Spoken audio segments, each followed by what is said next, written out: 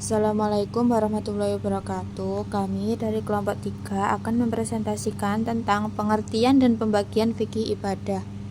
Pengertian dari ibadah sendiri adalah ibadah secara bahasa berarti patuh atau al-ta'ah dan tunduk atau al-khudu.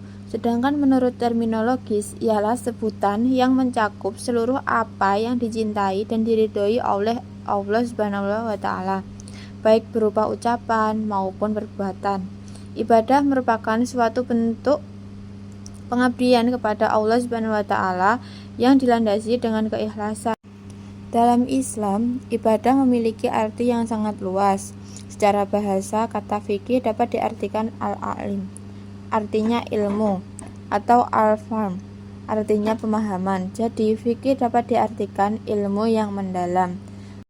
Secara istilah, fikih adalah ilmu yang menerangkan tentang hukum-hukum syar'i yang berkaitan dengan perbuatan-perbuatan para mukallaf yang dikeluarkan dari dalil-dalilnya yang terperinci.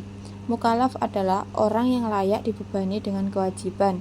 Seseorang dianggap mukallaf setidaknya ada dua ukuran. Pertama, ahil, maksudnya berakal. Cirinya adalah seseorang sudah dapat membedakan antara baik dan buruk, antara benar dan salah. Kedua, baligh, maksudnya sudah sampai pada ukuran-ukuran biologis. Untuk laki-laki sudah pernah himtilam atau mimpi basah, sedangkan perempuan sudah haid. Asas-asas fikih ibadah. Yang satu, niat lillahi ta'ala. Contohnya di Al-Fatihah ayat 1 sampai 5. Yang kedua, ikhlas.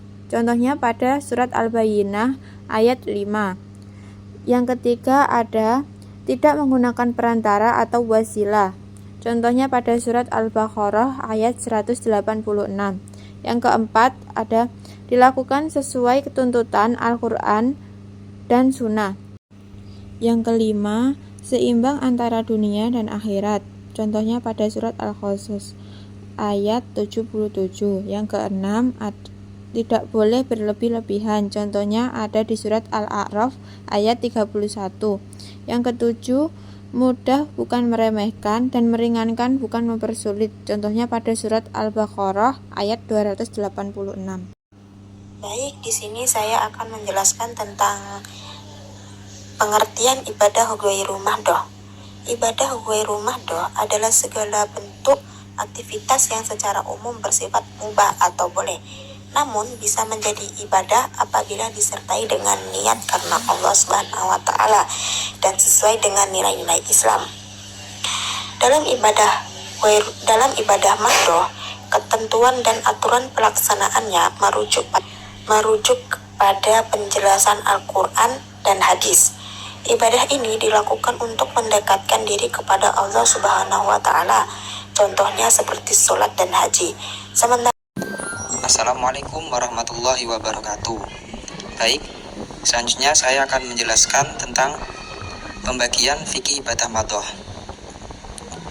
Fikih ibadah madhoh adalah ibadah yang perintah dan larangannya itu sudah jelas secara zahir dan tidak memerlukan penambahan ataupun pengurangan. Ibadah ini ditetapkan oleh dalil-dalil yang kuat, misalnya dalam perintah sholat, zakat, puasa, dan ibadah haji. Selanjutnya, jenis-jenis ibadah madhoh. Jenis-jenis ibadah madhoh ini terbagi menjadi dua, yaitu ibadah batin atau qalbiyah dan juga ibadah zahir atau badaniyah. Ibadah batin atau qalbiyah itu dilakukan dengan menggunakan kepercayaan di dalam hati. Ibadah ini terbagi lagi menjadi dua kelompok, yakni yang pertama itu tauhid kepada Allah, yaitu keimanan atau keyakinan dalam diri bahwa tidak ada Tuhan selain Allah Subhanahu wa taala, serta tidak ada yang berhak disembah, diabdi dan diibadahi kecuali Dia. Kemudian yang kedua, amalan hati. Amalan hati itu seperti mencintainya, mengharap ridhonya, dan menjauhi segala larangannya. Kemudian jenis ibadah madhoh yang kedua adalah ibadah zahir atau badaniyah. Ibadah ini adalah ibadah yang dilakukan dengan menggunakan anggota tubuh.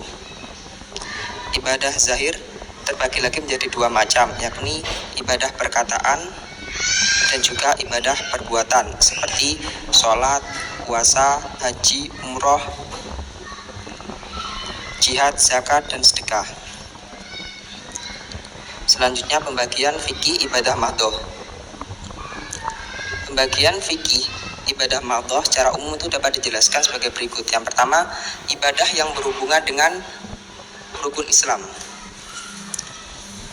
Ibadah yang berhubungan dengan rukun Islam ini merupakan dasar dari ajaran Islam yang terdiri dari 5 rukun Islam yang wajib dikerjakan oleh setiap muslim, yaitu sholat, zakat, puasa, haji. Kemudian yang kedua, ibadah yang berhubungan dengan sholat. Apa saja ibadah yang berhubungan dengan sholat? Pembagiannya dalam fikih ibadah madhoh itu yang pertama ada sholat fardu atau sholat wajib.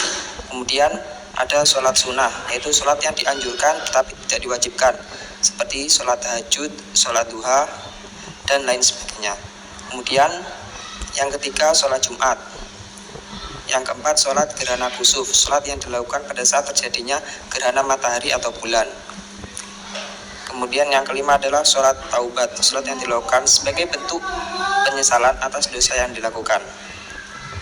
Kemudian yang ketiga itu adalah ibadah harta.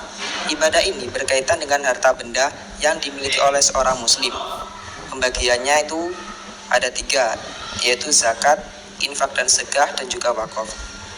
Zakat adalah salah satu bentuk ibadah harta yang mencakup zakat fitrah yang dikeluarkan pada bulan Ramadan dan juga zakat mal yang dikeluarkan dari harta tertentu setelah setahun. Kemudian infak dan sedekah, yakni memberikan sebagian harta untuk kemaslahatan umat dan membantu sesama, meski tidak diwajibkan, namun infak dan sedekah ini itu sangat dianjurkan. Kemudian ada wakaf. Wakaf yaitu menyumbangkan harta untuk kepentingan umum atau sosial, seperti untuk pembangunan masjid, sekolah, dan rumah sakit. Kemudian pembagian ibadah madhoh yang keempat itu adalah ibadah yang berhubungan dengan puasa. Pembagian yang berhubungan dengan puasa ini dibagi menjadi 3, yaitu puasa Ramadan, puasa sunnah, dan puasa